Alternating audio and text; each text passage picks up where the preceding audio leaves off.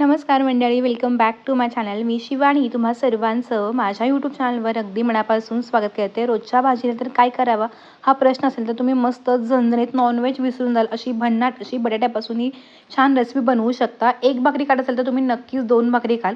त्यासाठी इथं बघा मी 4 ते 5 अगदी छोट्या आकाराचे बटाटे घेतले होते. ज्या पद्धतीने आपण दम आलूला घेतो ना त्यापेक्षा थोडासा मोठ्या आकाराचा हा बटाटा घ्यायचा. आता बटाटा हा स्वच्छ धुवून घेतला. तुम्ही हवं तर ह्या बटाट्याची सालं पण काढू शकता, पण सालामध्ये पण देखील चांगले घटक असतात, त्यामुळे मी सालीसकट बटाटा करते आणि मुलांसाठी तर खूपच चांगला असा हा ऑप्शन आहे. त्यामुळे तुम्ही नक्की सालीसकट एकदा भाजी करून बघा. आता बटाटे बघा ज्या पद्धतीने आपण भरली वांगी वगैरे चिरतो ना, तर त्याच पद्धतीने मी अधिक आकारामध्ये ही वांगी जी आहेत ती कट करून घेतली. त्यामुळं काय होईल, आतपर्यंत जो काही आपला मसाला आहे तो जातो आणि त्यामुळे टेस्ट पण खूप छान लागते. तर संपूर्ण बटाटे बघा माझे छान असे चिरून तयार झालेले आहेत. अगदी खालीपर्यंत कट नाही करायचे, वरच्या वरचा हलकासा हा कट देऊन घेतला. आता आपण चिमटीनं थोडंसं मीठ ह्याला लावून घेऊयात, जेणेकरून काय होतं की आतमध्ये बटाट्याला थोडंसं मीठ लावलं की बटाट्याची चव पण खूप छान येते. आता हे ऑप्शनल आहे, मला थोडंसं आवडतं म्हणून मी लावून घेते. यामुळे चवीमध्ये पण थोडासा फरक पडतो. तुम्ही बटाट्याची वेगळ्या पद्धतीने भाजी किंवा आमटी करत असाल, पण ही आमटी किंवा भाजी कराल तेव्हा नॉनव्हेज विसरून जाल आणि व्हेज लोकांसाठी तर अगदी भन्नाट अशी रेसिपी आहे. आता बटाट्यांना मीठ लावून झालं, एक वाटण करूयात. त्यासाठी एका पॅनमध्ये बघा मी पाववाटी इतके शेंगदाणे घेतले. आता हे 2 ते 3 मिनिटं हलके असे भाजून घेऊयात. आता आपण जे वाटण तयार करतो ना, हे वाटण आपण कोणत्याही वेगळ्या किंवा भरीव भाजीसाठी आपण नक्कीच करू शकतो. तुम्ही भरली वांगी, भरली दोडका किंवा कोणतीही भरली आमटी करणार असाल तुम्ही नक्कीच करू शकता. शेंगदाणे पण बघा म्हणजे चांगले असे हलके भाजून झाले. त्यामध्ये आता आपण 1 चमचा इतके जिरे टाकूयात. सुक्या खोबऱ्याचे थोडेसे मी काप टाकले. त्यानंतर 1 मोठा चमचा फुटाण्याची डाळ टाकली. आता बरेच जण ना फुटाण्याच्या डाळीला डाळवं पण म्हणतात, तर तुमच्या इकडे ह्याला काय म्हणतात हे पण मला नक्की सांगा. आता हे पण बघा सगळं चांगलं भाजून घ्यायचं. जेव्हा शेंगदाणे, खोबरं किंवा अशा डाळी भाजू ना, तेव्हा गॅस अगदी मध्यम ठेवायचा. म्हणजे फक्त वरून करपतात आणि आतून कचऱ्याचं तर असं होत नाही. त्यामुळे आतपर्यंत चांगले असे भाजले जातात. तर छान असे शेंगदाणे पण बघा हलके भाजले गेलेले आहेत.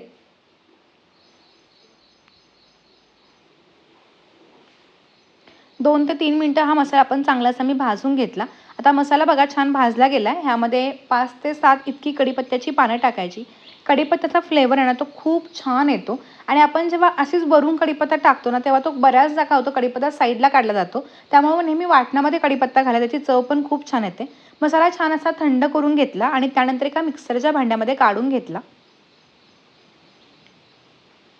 आता ह्यामध्ये ना आपण एकाच वेळी ना आपण जी भाजीसाठी किंवा आमटीसाठी लागणारी जी कांदा लसूण चटणी आहे, तर ती 2 चमचे ह्याच्यामध्ये मी घातली. चवीनुसार मी मीठ घातलं आणि पाणी न घालता आता हे सुकं वाटण आपण वाटून घेतोय. हे सुकं वाटण असल्यामुळे ना आपल्याला बटाट्याच्या आतमध्येपर्यंत हे छानपैकी असं भरता येतं. तुम्ही हवं तर थोडासा काळा मसाला किंवा थोडीशी धनेपूड पण घालू शकता. पण मला जास्तीचे कोणतेही मसाले ह्याच्यामध्ये घालायचे नव्हते. आता बघा हे छान असं वाटून घेतलं. अगदी मोठं नाही आहे आणि अगदी बारीक नाही आहे. तर असं छानपैकी थोडंसं मोठं-मोठं असं मी हे वाटण जे आहे ते वाटून घेतलं. आता हे वाटण आपण एका बाउलमध्ये किंवा एका प्लेटमध्ये काढून घेऊयात. संपूर्ण वाटण एका बाउलमध्ये काढून झाल्यानंतर ह्यामध्ये अगदी थोडंसं पाणी घालायचं. तुम्हाला जर हवं असेल किंवा चटपटीत चव आहे म्हणून तुम्ही थोडंसं लिंबू रस किंवा मग आमचूर पावडर पण घालू शकता. पण मी शक्यतो ते दोन्ही टाळते. थोडंसं पाणी घालून हे थोडंसं ओलसर करून घ्यायचं. जेणेकरून हा जो मसाला आहे ना, तो बटाट्यांच्या आतमध्ये आपल्याला भरता येतो.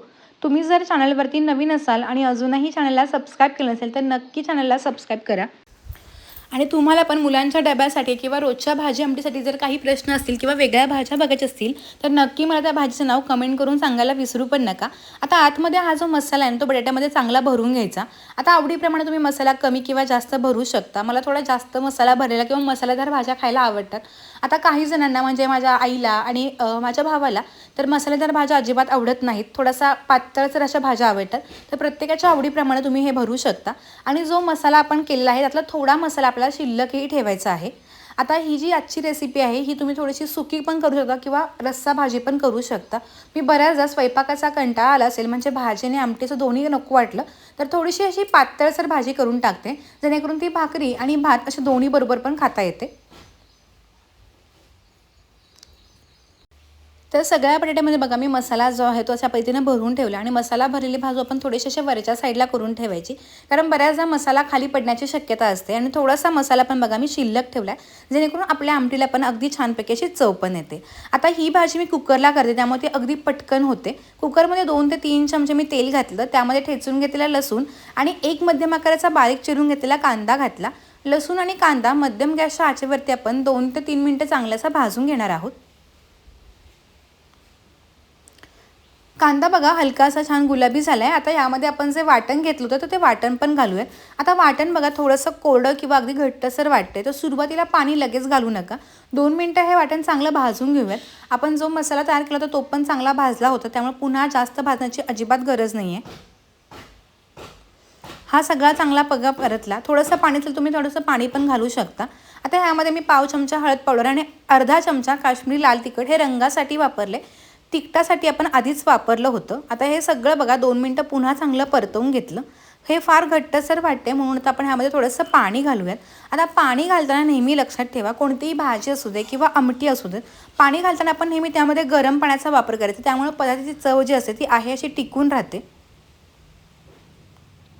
बऱ्याचदा आपण गार पाणी घातलं की ते गार पाण्याची चव जी असते ते पुन्हा गरम होईपर्यंत पाणी थोडंसं किंवा भाजी थोडीशी पानसट होण्याची शक्यता असते, त्यामुळे मी नेहमी गरम पाण्याचा वापर करते आणि कुकरला करते, त्यामुळे पाणी गरम असेल तर अगदी पटकन आपली भाजी पण शिजते।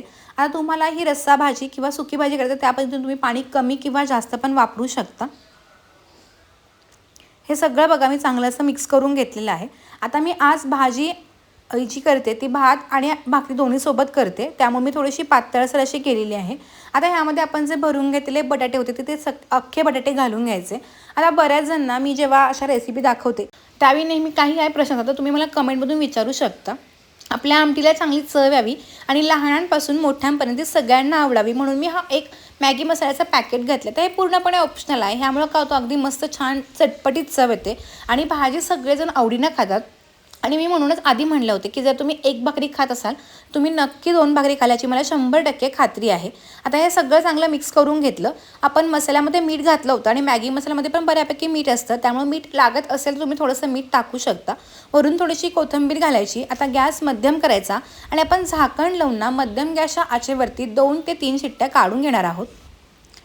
आता कुकरला पण बघा छान अशी 2 शिट्ट्या झाल्या आणि कुकर चांगला थंड झाला की आपण झाकण जे ते काढून घ्यायचं आणि तुम्ही बघू शकता की कुकरला ही भाजी पटकन शिजते आणि 2 शिट्ट्यामध्ये बटाटा अगदी परफेक्ट शिजतो, अगदी पूर्ण गिर्र नाही होत, अगदी मऊ झाला तर तो खायलाही चांगला नाही वाटत, त्यामुळे थोडासा असा मस्त छान शिजतो। आणि तुम्हाला दाखवते पण बघा अगदी मस्त शिजलेला आहे, भाकरी किंवा भाताबरोबर मस्त खाता येतो आणि रस्सा भाजी जी आहे ती पण अगदी मस्त झाली आहे, चटपटीत झालेली आहे, मला प्रचंड आवडली होती। तुम्ही आता वरून आणखीन थोडीशी बारीक चिरून घेतलेली कोथिंबीर घालून मस्तपैकी ही भाजी सर्व करू शकता।